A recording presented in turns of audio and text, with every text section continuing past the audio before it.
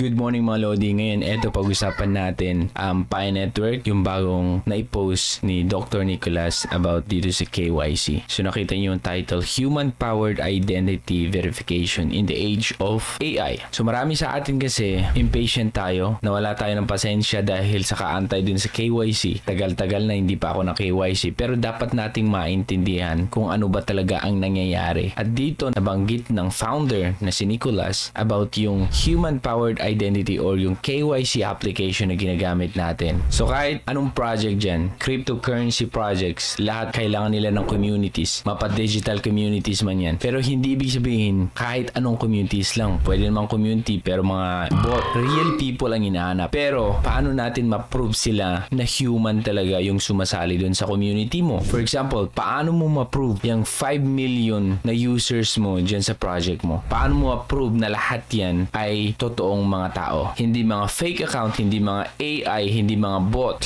So sabi niya dito, pag mag-create ka ng ecosystem or isang crypto community katulad ng Ethereum, Solana, or Pi Network, may iba't ibang actors yan. Una, yung mga end users, tayo yun. Pangalawa, yung mga developers. Pangatlo, yung mga miners. Pangapat, yung mga validators. Okay, so makita nyo yung mga iba't ibang tao doon. At kailangan, kung gusto mong tatagal yung community na yun or mabuhay yung community na yan, kailangan ng skills yan at mga resources, mga Lodi. Ngayon, dito na i-compare ni Nicholas yung traditional network katulad ng Facebook at saka yung Twitter na kung saan nag-rely sila sa AI para mag-grow yung kanilang user base. Pero sa una, okay. Pag tumagal-tagal, nagkaroon ng problema. So itong Facebook, alam natin na nag-rely siya dun sa AI algorithm para mapag-grow yung kanyang user base sa pamamagitan ng mga preference yung online at yung mga behavior nyo kung anong ginagawa nyo. Yun naman nagbe-base yung AI kung anong ire-recommend sa inyo, mga ganun. Kaso lang yung ganung paraan, okay sa una, pero habang tumatagal, nagkaroon ng problema. Nagkakaroon na tuloy ng tinatawag na anti-social action, yung algorithm. So ibig sabihin, parang naging bias siya. Pwede siyang mag-discriminate. So katulad ng nangyari dito. So dito sa Amazon, pag nagre-recruit ng mga employee nila, ginagamit nila ay ang AI.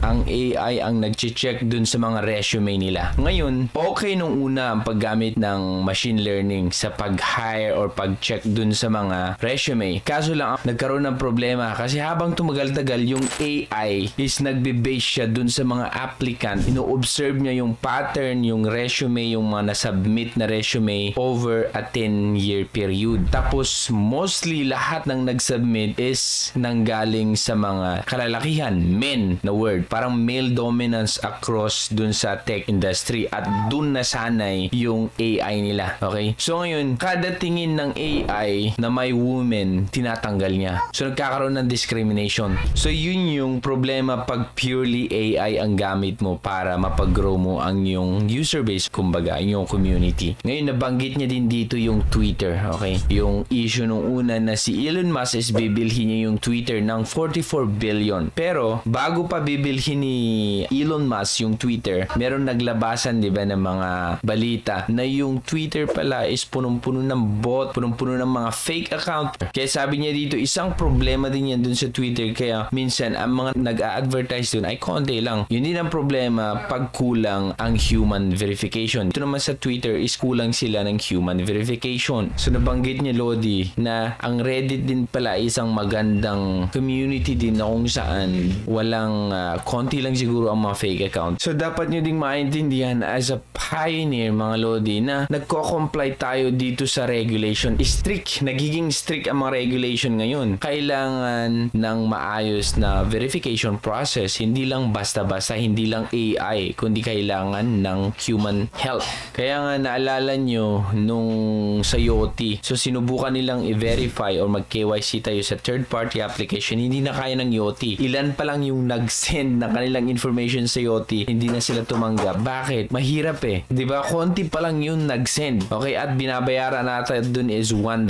Akalain mo, konti pa lang yun, pero diba, close na nila. Sinubukan ko din mag-send pero hindi na sila tumatanggap. Tapos, ang KYC rate pa lang yun is $1.49 to $2.05 per user. So, pag KYC mo ang 35 million, kahit sabihin na natin $1, ang laki din yan, mga Lodi. Dito talaga napakahirap ang KYC. Kaya nga binanggit niya din dito, dun Doon pala sa UK alone, sabi niya, for example, 1/4 of new applications are abandoned due to KYC friction. Dahil dito sa KYC problem, ang daming problema pag nagki-KYC sila, kaya ina-abandon na nila. Diba, ang hirap mag-KYC. Ito na, solving for scalable KYC. So, meron ng solution na ginawa ang Pi Network. Itong KYC na ginagamit natin mga Lodi is scalable ito. At fairly compensated, nako-compensate yung mga users na kung saan tumutulong. Ibig sabihin, tumutulong ka pero may compensation na ibibigay sa'yo. Tapos, ma-maintain yung tinatawag na personal anonymity and legal compliance. So, nagsasama yun. Balance lang. Marami pa rin akong naririnig na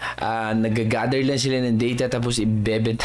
Para naman nasa 1999 tayo mga Lodi. Ang dami ng mga tao, kung yung data mo ang sinasabi mong ibinebenta nila, matagal nang kinuha yan ng maraming mga companies. Okay, kung gusto lang nilang ibenta. Hindi yan yung plano ng Pi Network mga Lodi para lang ibenta yung data mo. Grabe naman, ang cheap naman. Kaya tayo nasa process pa ng KYC at the same time inaayos natin yung mga application kasi nga napaka-importante yan. Gusto nilang lahat ng papasok dyan sa mainnet, lahat ng gagamit or tinatawag na pioneers mga Lodi. Verified pioneers ay real human at hindi doble-doble yung account. So, hindi ko makita kung paano nyo binabanggit na kumukuha lang sila ng mga data yan para ibenta. Okay, walang connection yan Lodi. Balance ang gusto niya dito. Alam natin, ang community na to is nagpo-push ng decentralization pero dapat din mag-comply sila dito sa regulation kasi nga nagiging strict sila. Sabi nga dito, decentralization, yan yung parang isang component ng PI's vision. Kaya na-create ito. At tandaan nyo, sabi niya, hindi lamang decentralized for the sake of having decentralization. Okay? Rather, sabi niya, we have been adopting progressive decentralization. Ano ibig sabihin ng progressive decentralization?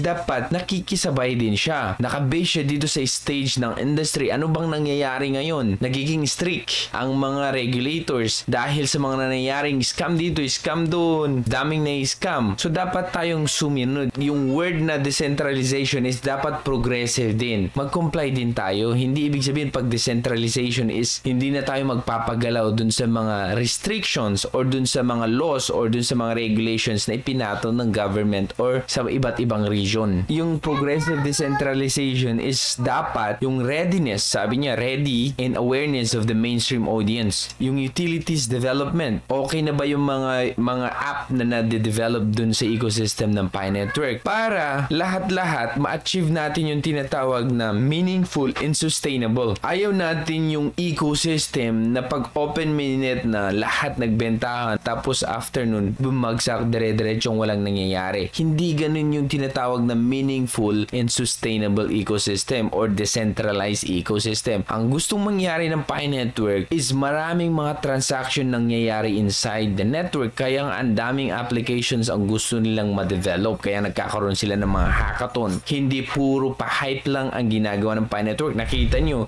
hindi nga sila nagkakaroon ng AMA sa mga ibang news media or crypto media katulad ng mga ibang project na konting shout out lang ng isang creator pa talagang hinahype nila. Pero sila, ang dami nang nagbanggit sa Pi Network na malalaking creator, pinansin ba nila? Hindi. Kasi nga, hindi sila puro hype. Nakafocus sila dito sa building projects para pag mainnet na okay na lahat. At alam nila sa isip-isip nila kung ano man pinagsasabi ng maraming tao dito, kung ano man pinagsasabi ng mga crypto expert dyan, alam nila sa sarili nila pag makabuild sila ng magagandang utility ng mga iba't ibang application dun sa network, siguradong magiging successful or magiging meaningful and sustainable ang Pi Network mga Lodi. Yan lang mga Lodi ang update natin sa Pi Network. Supportan natin to kasi mga Lodi, isang makikilala ang Pi Network pagdating ng araw. Tandaan mo yan. Hanggang dyan lang mga Lodi. Ako si Torogi and thank you so much for watching.